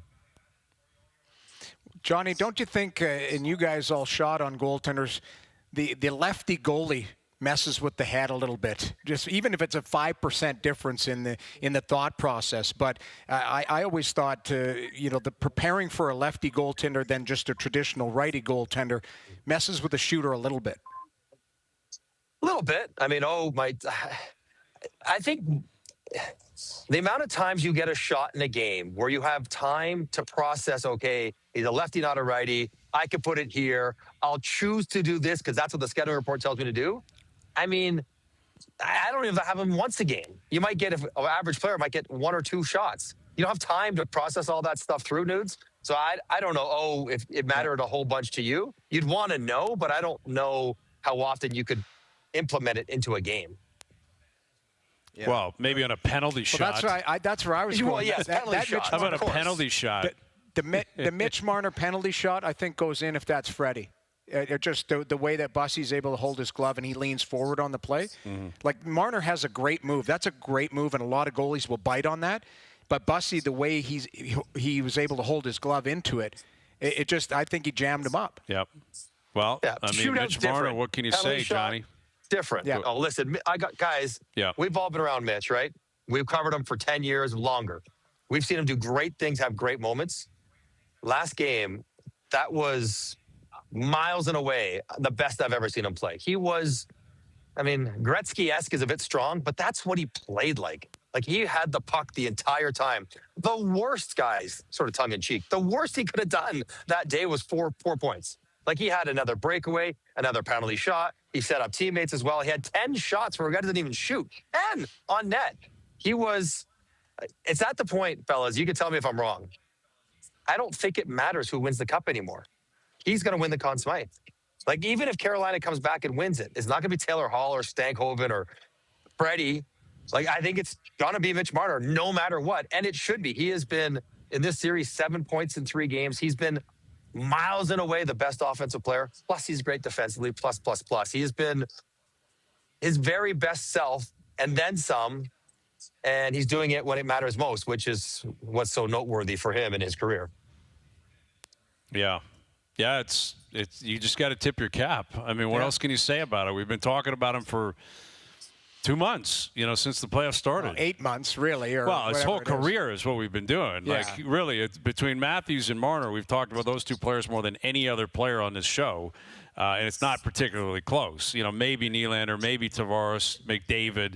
Yeah. That's an interesting list we could compile someday. Dominant forces on our show, whether it be positive, big games in the regular season, setbacks in the playoffs. We've talked about them ad nausea. Yeah. And it's even more so since Vegas and the way that he performed throughout the season. And, in the playoffs, he's just been phenomenal. Like, there's what else are you going to say? Everything's breaking his way. Like, he's getting a couple of good bounces, which happened the other night. But I also said it, Johnny, like, there's this understandable, I think, evaluation of the 2 teams, Vegas and Toronto. We had Kelly McCrimmon on our show a couple weeks ago, and Kelly said it outright. Vegas is just better than any team Toronto played for, or any team that he played for in Toronto. Yet, yes, Brett Howden is on a heater of all heaters. He's been phenomenal. But Brett Howden and William Karlsson is not on the same level as Austin Matthews and Zach Hyman from a few years ago. Nope. Like, it's not like he's playing with McDavid and Draisaitl. Like, he's playing with 2 guys that are good players, not Hall of Fame players, not superstar players. So you can't even say it's like, well, it's his line mates that are propping him up. It's just him, basically, on his own. Yeah, I mean, first of all, about Vegas, I think they this season against teams that made the playoffs, they won 12 games only. Like, they were not a great team this year. So, like, or let's they might win the cup if they win tonight. They almost certainly will. and that's amazing. But let's not make them into the 78 Habs. Like, they're not that good. But what's different, Hayes, and I think it matters a whole bunch to Mitch and his sort of mindset, was one, he had some success early in the playoffs. So that, remember, that sort of stuffs the story about him not coming through when he had the goals against Utah. I think it was game 6. He had 2 goals. So that's it. No more talking about not coming through. But he's on the second line. Mark Stone and Tomas Hertl on the third line. If he doesn't score or his line doesn't create and they lose a game, it is not why did Mitch Marner not win the game for us. It is absolutely a very different dialogue because of the way he shares responsibility here than it was in Toronto. If they lost a big game in Toronto, it was like, what did Austin do? What did Mitch do? What did Willie do? He's one of like 7 guys here, and I think that frees him up a bit mentally, and he's, full of confidence and playing great, and it's all working for him. But it's a different dynamic because he does get to share the load without being the superstar or one of 2 or 3 guys who have to get it done every single time for the team to be successful. Game 4 of the Cup final tonight. Enjoy it, Johnny. Safe travels. We'll do it again later in the week. All right, fellas. Have fun. Hit them straight, especially you, Nudes. You got them. Yep. Oh, yeah. Noodles will be all over this. You can't wait to get out there tomorrow. Mike Johnson joining us here on the Maple Toyota Hotline. It's time to Toyota. Check out the Toyota Tacoma and Toyota Tundra pickup trucks, both available as hybrids. Maple Toyota right near Canada's Wonderland in the Maple Auto Mall. It's been a phenomenal run for Marner, for Vegas. We'll see what comes of it tonight. Must win for Carolina. Yeah. Must win. I think Carolina's got to some get off juice to a good start I tonight. feel like Carolina will have some extra juice day off too, right? Like they have to understand the moment too. I'm sure Roddy Brindamore sent the message, like, guys, mandatory. The stats are real once you go down 3-1. It's almost a slam dunk. Especially with uncertainty in net. Down 3-1. You go down 3-1, you need perfect goaltending. And I don't know if they'll be afforded that. Confirm or deny coming up. We're live at TPC Toronto, RBC Canadian Open. We'll get to our best bets later in the hour. Jay's back in action tonight, coming off a loss last night, so we'll get to that a little bit later on. Overdrive continues. TSN 1050 and up on TSN 4.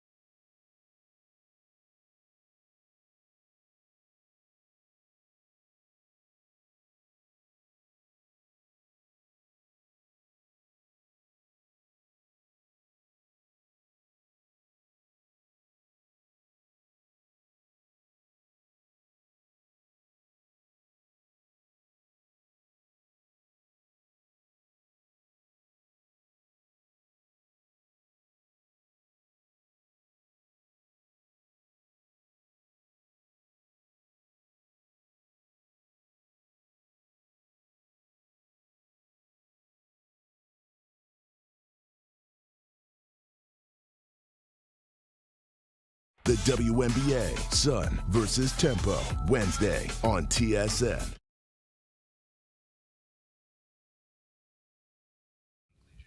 Now, back to OverDrive with Hayes, Noodles, and the O-Dog.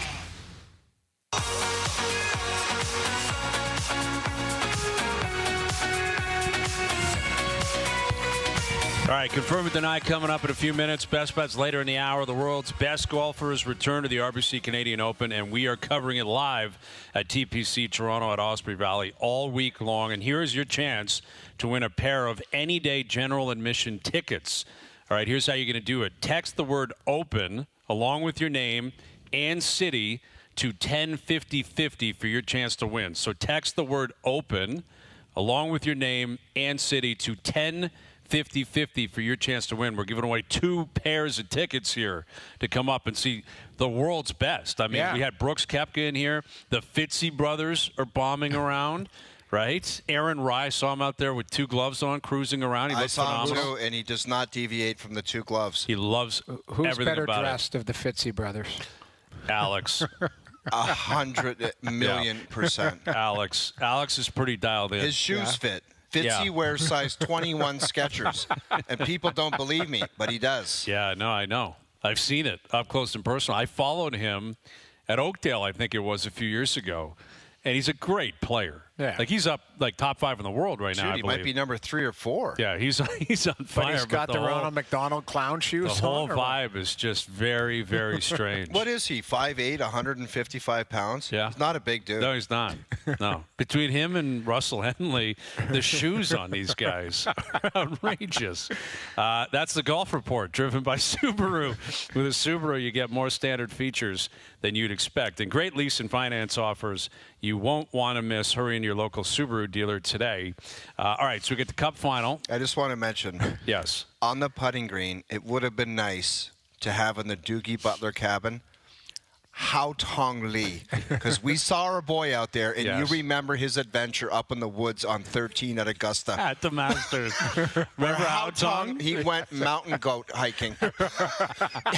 He did. Dude. And he could not find his golf ball, and he was up in those bushes, and God knows what he was up to. Playing with Scheffler on Sunday at Augusta when Scheffler's charging on a back nine. Jimmy Nance looked in those woods and almost crapped his pants. He said, Hao Tong is in a serious problem right now. Dude, and then when he got on the green, he putted it into Rays Creek. Like, he was on the putting green. I couldn't contain myself. I'm like, there's Hao Tong. Yeah. Guy's 6'5". He's back in action, and what did he do? He putted it in Rays Creek. Right into Rays Creek. So, hey, Hao Tong Lee's a guy you can come see, right? So text 105050 or text OPEN to 105050 with your name and city to check out Hao Tong and the Fitzy brothers and Brooks and everybody else. By the way, else. Hao Tong seems like a quality dude. Awesome guy. All the boys love him. Everyone was surrounding Hao Tong. They're gambling with Hao Tong on the putting green. 100% there was cash. We're getting him on tomorrow if we can. I need Hao Tong Lee on. Doogie, would you ask him, Would you ask him about what the hell happened on 13? That's a tough question. Dude, you don't ask that. You gotta ask him. We would have to. No. Just say we were analyzing what happened around Amen Corner at Augusta. Tell us your opinion how that went. Or yeah, just take us through Amen Corner and then let him do it. You put your mountain climbing boots on 13 at Augusta. How'd that work out for you? How was that adventure for you? So we'll see if we can confirm or deny getting Hao Tong Lee around the Doogie Butler cabin. Speaking of confirm or deny, you guys ready to play? Yeah, let's go. rock. I can neither confirm or deny that that this is in fact a segment. Austin trades Andrew Raycroft to Toronto in exchange for the rights to Tuukka Rask. It's been my honor and a privilege to serve as the general manager of the Toronto Maple Leafs Hockey Club. It's time for confirm or deny. Do you regret giving all those gentlemen the no trades or no movement clauses? I can neither confirm or deny that. I can't confirm or deny. All right, confirm or deny, brought to you by Boston Pizza, Canada's favorite sports bar. Enjoy $15 lunch at BP where you get an entree, a side, and a drink, and you'll get it all in 20 minutes or less. A fast lunch doesn't have to be fast food. See you for a $15 fast lunch at your local Boston Pizza. All right, confirm or deny. Very simple. Statements are made. We confirm them or we deny them. Let's begin with this hot topic of the last 2 days. Confirm or deny, assuming Mike Babcock is named the head coach of the Oilers, okay? Let's just pretend it's a lock. It's going to happen. Okay. Confirm or deny Mike Babcock will be in Edmonton longer than Connor McDavid? Totally deny anything with Mike Babcock at Edmonton. I don't know how short term, because he would want some type of security if he's going to get out of his cottage. Yeah. It might be tied to 2 years with Connor McDavid. Like, here's you know what How happens? much leverage can Babcock really have? Zero. On I think it's basically zero. Can't be a you ton. want a job here coming, 1 year, 2 year, whatever. I'm also looking at it too, is that I don't think the two are tied together. I look at, again, I keep coming back to Vegas. Tortorella's like, come in for, this couple, the rest of the season, and we'll sort it out. I think with Babcock, it's like, let's see what you can do in year one. You might have a couple-year deal. But I think if it doesn't heavy work incentives. Probably. Yeah, but if it works, then McDavid's happy and it's kumbaya. And they stay. But if it doesn't, McDavid's miserable, and you think he's going to stay? Here's what I'll say though, it's players always outlast the coach, and especially a hardened coach. They're always on the clock. So am I denying that? Or I guess you're denying that Babcock could be there longer. I'm going to deny it. Just I know for the you're both denying it. For the simple fact that in the NHL, all it takes is for one meeting where it's like, we hate the coach, and the coach is gone. Well, that's how quick I things hear you. happen. But this one feels different because it feels more likely that McDavid is involved in the idea of bringing Babcock in. Yeah. And I remember when Knoblauch got hired, there was a distancing from McDavid's camp. Like, hey, it's not us. They went out of their way to say, we didn't hire this guy. I know he coached me in Erie, but don't look at me. Well, and I'm sure he'll say the same thing here. Hey, I'm not the GM. I don't make those calls. Right. I find it impossible to believe Connor McDavid is not at least in the know on Mike Babcock. You're saying that Babcock will outlast him? Listen, I don't know if McDavid's going to be there forever. I guess what I'm saying is if McDavid, and I don't know how to get a read on McDavid. If he wins, does he stay? If he wins, is it more likely he leaves? Yeah.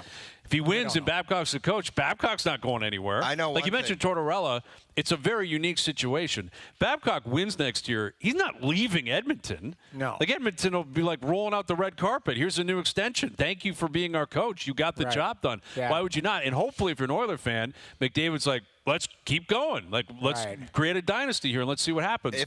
He's been through a lot of coaches, though, McDavid. Like a lot of coaches. How many more is he going to go through in Edmonton? This is probably the last one in the city of Edmonton. I would almost guarantee that. And I will say one thing. In September, I would imagine we will do around September 15th. That's when we should start, by the way. a list, a hazy B listing of the most fascinating storylines coming into this season. The Edmonton Oilers, McDavid, Oilers, goalies, Babcock. It's got to be number one. Ever since '97 went there, they've been one of the most interesting team in the league. It'll be that for sure. It'll be if Pavelski's the coach, like they're if they're okay. I got a little confirm or deny. Keep going on. Somewhat on that front. Okay, confirm or deny the Maple Leafs will hire a head coach that has NHL head coaching experience, which would mean not Joe Pavelski. That even with all the smoke out there, Pavelski's in the running. In the end, they will hire someone that has been a coach in the NHL before. I'm going to deny that. I think they're going to hire Joe Pavelski. I'm going to strongly deny that. Okay. I'm going to deny it because it may not be Joe Pavelski, but we don't know the other candidates. What if it's somebody in the AHL? What if it's somebody that is currently coaching or, has a contract? I know people talk about John Gruden. I mean, we haven't brought up the Marlies in the finals. Shout out to the Marlies. Unbelievable run. I'm, got a lot of friends. They're doing a great job down there. Doing a great job. They still, a lot of people going, you say that the Leafs don't have prospects. Well, they do have a couple prospects down there. The goalie's been unbelievable. Yeah, that's the big one that Akhtiamov has been outstanding. Yeah, Artie. I'm just going to call him Artie because I can't even say his last name. He's been really good. He's been awesome. Obviously, Danforth's there and Cowan. But let's not forget, they've got, I believe, 8 people that are 28 years old and older. Like Bo Grew is like 29 years old. Yes, and Lettieri, who's been unbelievable, he's 31. Yeah. So those aren't prospects. Those are really good players in the Marlies system. And shout out to the Marlies. And they're pros. And, Logan Shaw, they've got some really – Alex Nylander scored the OT winner the other day. He's 29 years old. Right. So, again, you got to take a look at it and understand that they've got a very good team there, and they got a chance to win. Now, John Gruden, I believe, is on an expiring contract. You got to sort all of that stuff out. So coming back to your confirm or deny, I'm going to deny it because I think there is somebody that maybe is on their radar, whether it's Pavelski or somebody else that might be outside the box thinking what you're talking about linear.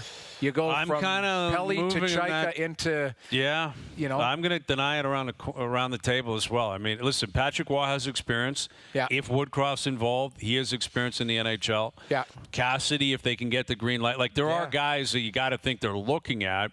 Peter Laviolette, by all accounts, they were looking at him. That's the definition of experience in the NHL.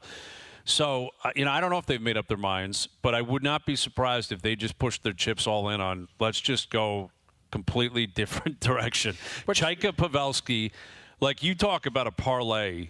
If you could put money on that 6 months ago, you would literally own Vegas. A year ago, if I told you John Chaika and Joe Pavelski will be the GM head coach a year from now, you'd say, well, I don't even know how anyone would respond to that. That would be $1 trillion to 1. Yes. Like that's literally just $1 trillion to 1. Based on what we knew at that time. Yeah. Or just in general, like Pavelski's never coached. Chaika was an outcast of the league a year ago. Right. He was 3 months ago. So this is on zero people's radar. And here he is running the operation. Here's the thing, though. I think you look at the recent, what is alleged hire in Edmonton, outcast.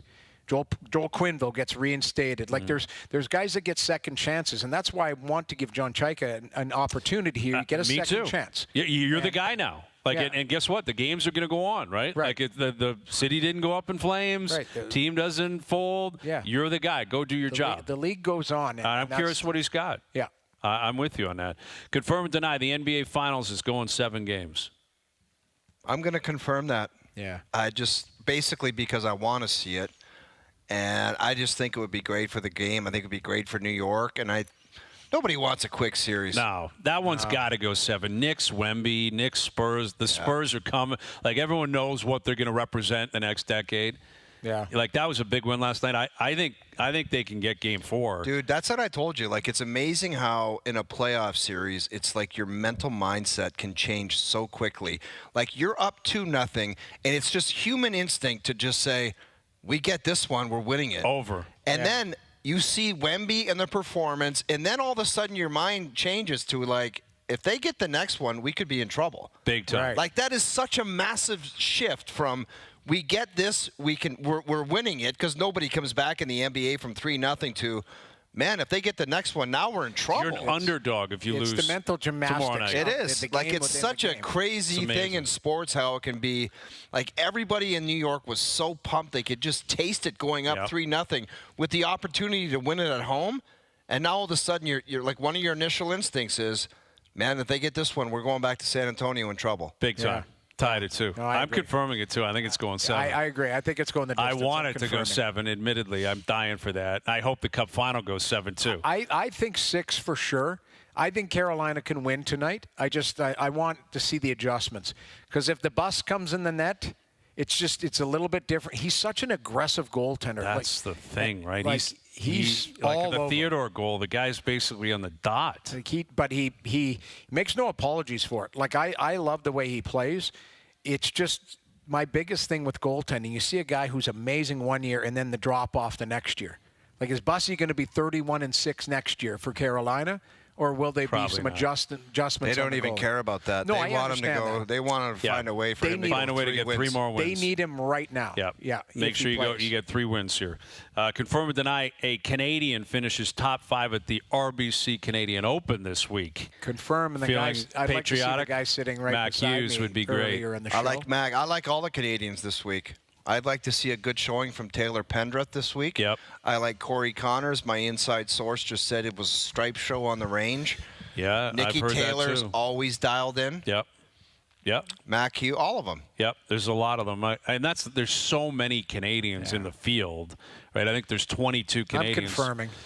And it's just got to be a top 5. We're willing them Want a in there. sleeper pick? Another Canadian. Adam Svensson. I fell for him the other day at Lambton, right? He picked up something his coin. happened. Yeah, it was a weird incident. Well, it was a playoff, and he didn't. It was 8 for 3. It was a crazy playoff. Homa was out after the first one. Somebody that won it, and then they were playing for alternates. And Svensson picked up his coin, which disqualified him for the rest of the hole. Crazy. Which pushed him down the alternate list because There were so many in the field up here. The belief is that will be the first alternate for the U.S. Open next week.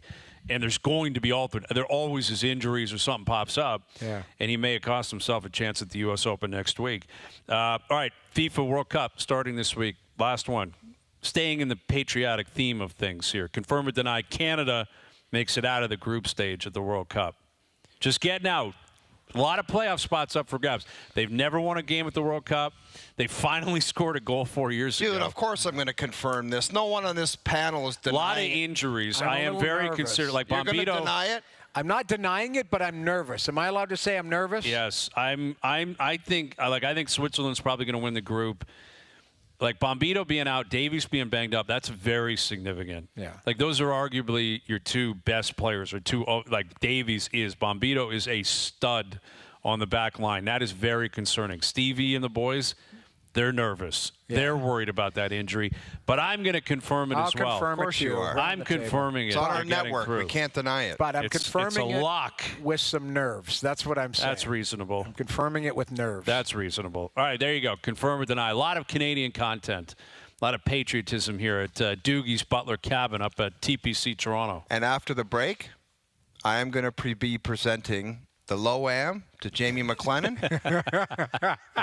and to the winner in the Doogie Butler Cabin this year. Okay, I love it. Wow, this is going to be big stuff. I cannot wait to see this happening.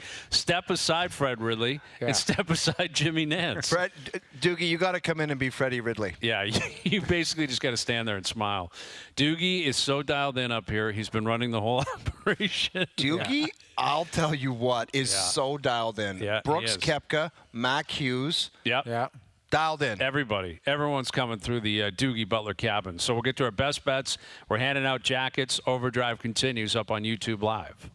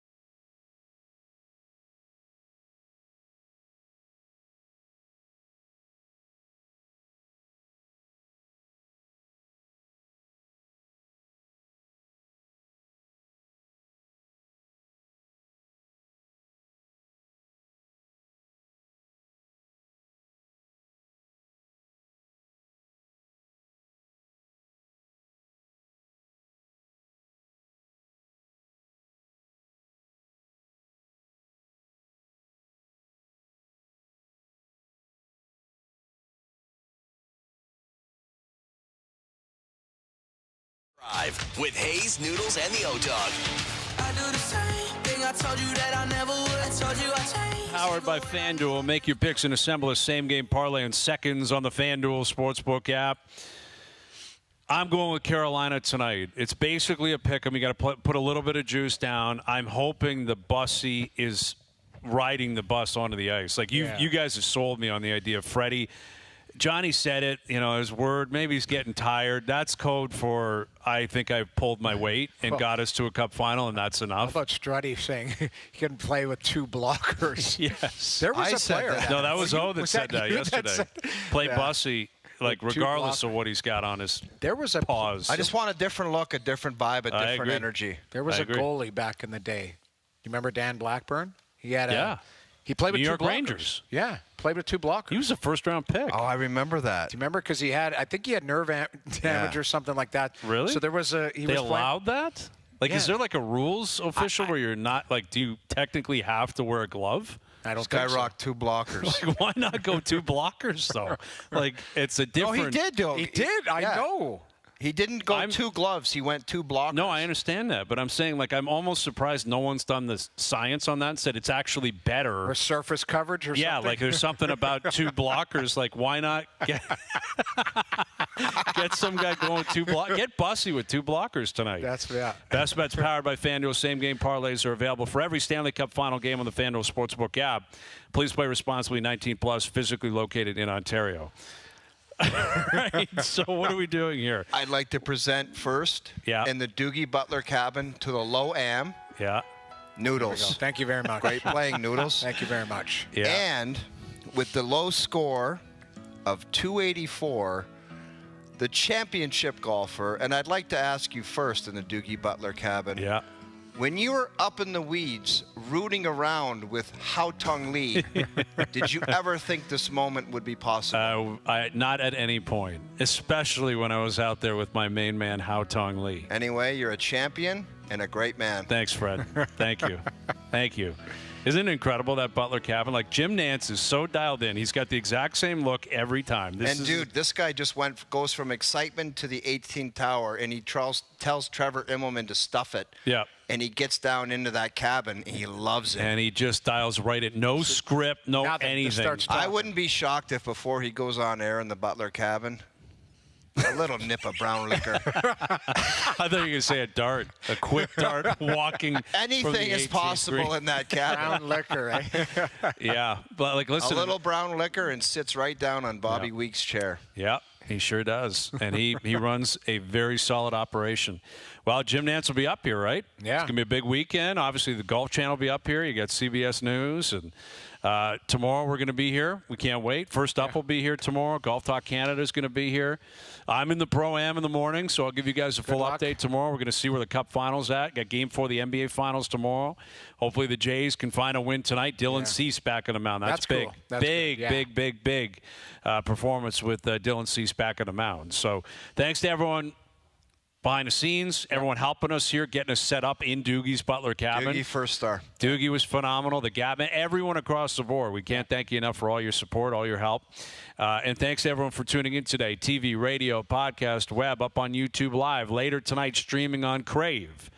We're out of here. Enjoy your evenings. Enjoy the games tonight. We're back tomorrow at... Hao Tung Lee will see you tomorrow at 4 p.m. We'll chat then.